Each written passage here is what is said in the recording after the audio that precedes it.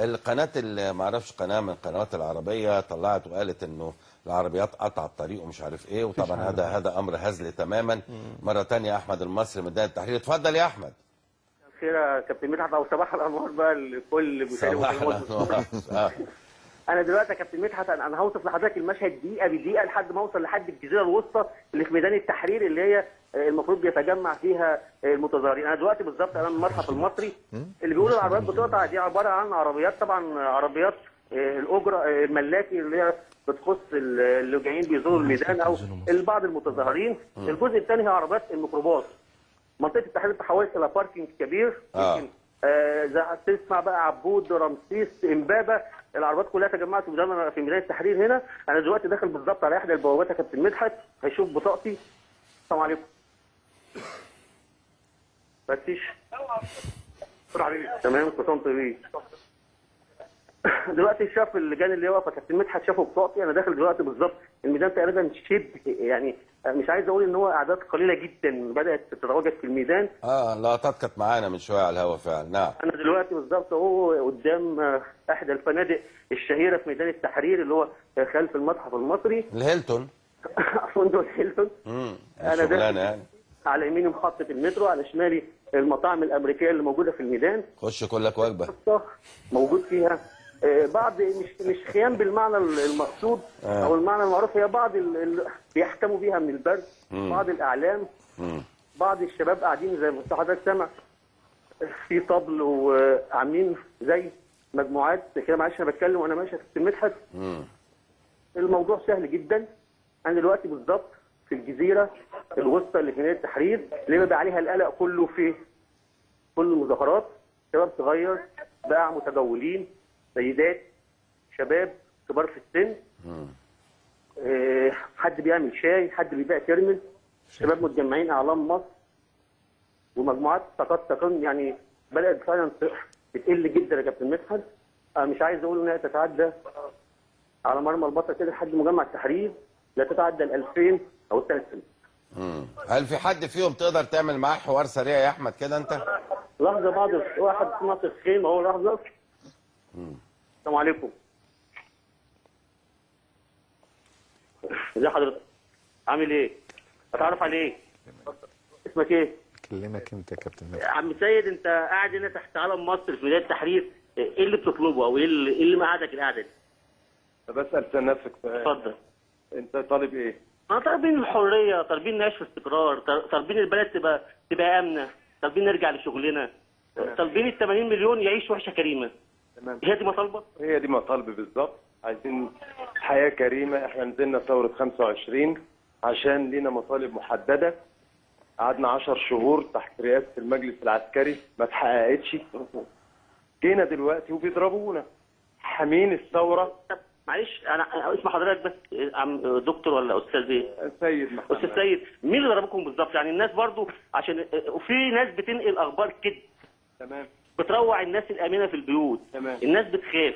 انت تقول لي الصوره بما يرضي ضميرك. انت موجود في بدايه التحرير بقالك طول اليوم من امبارح. احكي لي اللي ضميرك هيمليه عليك عشان الناس حتى اللي في البيوت، قرايبك، اقربائك، الناس تطمن. اقسم بالله العظيم بان احنا سلميه واحنا جايين هنا عشان مطالب محدده. طلبناها من ايام 25 زي ما انا بقول لسيادتك، ولغايه دلوقتي 10 شهور فاتت دلوقتي ما اتحققش منها طلب واحد، ولا محاكمات ولا عيشه كريمه ولا اي حاجه. تمام. لسه لغايه النهارده عايشين في عصر مبارك. لكن ما فيش اللي قالته وكالات الانباء ان الميدان تحول الى كتله من النار، ان الدنيا بالبلد خربانه في الميدان. لا، اطمن الناس. انا عايزك تطمن الناس، انت اللي بميدان التحرير. انا ممكن اخد سيادتك دلوقتي ونروح هناك الناحيه الثانيه من الميدان. الحاله دلوقتي عامله ايه؟ احنا دلوقتي كلنا متجمعين دلوقتي. احنا الميدان الحمد لله رب العالمين، الحمد لله رب العالمين، يدخل له في حوالي 150,000 واحد. الميدان اللي شايفه ده ماشي. لو رحت الناحيه الثانيه هروح الناحيه الثانيه. ماشي، هشوف العدد اللي انت قلت عليه. اولا هم اللي بيضربونا. احنا قاعدين وهتبص تلاقي القنابل ساقطه فوق دماغك. بص انت شايف ايه؟ انا لسه جاي من هناك طبعا كنت مخنوق يعني. احنا ولا بنعمل حاجه، احنا ما بنعملش حاجه. احنا بنطالب حريه يا جماعه، بنطالب كرامه يا جماعه، بنطالب ان احنا نعيش بكرامتنا. تمام. هم عايزين ايه مننا؟ ايه هم اللي عايزينه؟ اسمع يا عم سيد، الله يفتح. انت يا كابتن مدحت ده احد المعتصمين في الميدان طبعا. انا ال 150,000 انا الميدان فعلا لا يعني زي ما قلت لحضرتك. انا مش عارف الناحيه الثانيه، انا برضه هحاول اوصل للناحيه الثانيه اللي بيقول العدد كام قدامك يا احمد؟ العدد اللي في الميدان يمكن الجزيره الوسطى يا كابتن مدحت. انا فعلا العدد المرأة العين دلوقتي ممكن يكون في الناحيه الثانيه. هوصل برضه يا كابتن مدحت عشان يكون في عايزين مصداقيه كامله. هوصل. السلام عليكم. انا دلوقتي في الجزيره يا كابتن مدحت، هي المنطقه اللي في وسط الميدان اللي هي الجزيره اللي دايما بيبقى عليها الصراع. يعني اللي بيتمكن من السلاح الجزيره الوسطى دي بيتمكن من السيطره على الميدان مجموعه الشباب. كام بقى الاعداد؟ استحاله يا كابتن مدحت، يعني بالمعنى لان في زحمه فعلا عند المجمع. الاعداد لا تتعدى يعني دي مش عايز اجادل بس من 10 ل 20,000. بس ده مارش كبير قوي من 10 ل 20، ده كبيره يعني. لا هي لا تتعدى ال 10,000 يا كابتن مدحت. لا استحاله يكون في 100,000. ممكن اسالك برضه ناس من المجتمعين.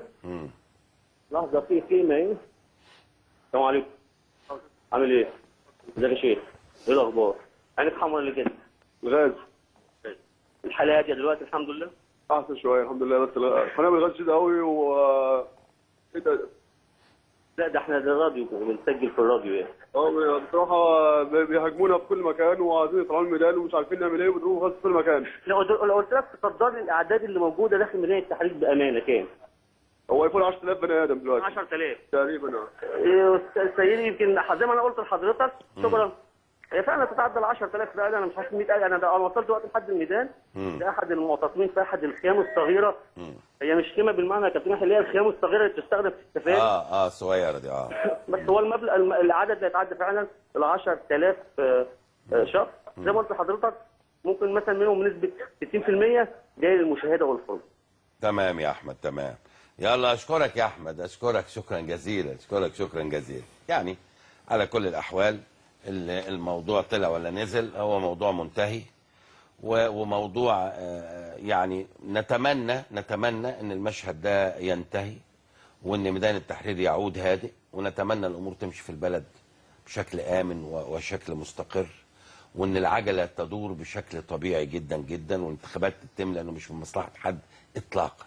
الانتخابات ما تتعملش ولا يبقى فيها اي قلق، واللي بيعمله ده في رايي انا هذا التعطيل ما هوش من مصلحه حد في البلد اطلاقا. مستحيل اطلاقا.